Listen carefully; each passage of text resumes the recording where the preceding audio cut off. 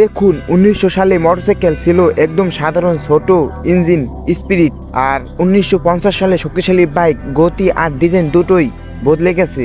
আর 2000 সালে পর শুরু হলো স্পেশাল বাইক যুগ, সুপার ফাস্ট স্টাইল আর হাইটেক। 2025 সালে ইলেকট্রনিক বাইক, কম শব্দ পরিবেশ। আর 2100 সালে মোটরসাইকেল উড়বে আকাশে, থাকবে এআই কন্ট্রোলে আর সম্পূর্ণ ফিউচার ডিজাইন। আপনি কোন যুগের বাইক পছন্দ করুন কমেন্টে এখনই জানিয়ে দিন আপনাদের কোনটি ভালো লাগে। তাই যুগের সাথে তাল মিলিয়ে মোটরসাইকেলও চেঞ্জ হয়েছে।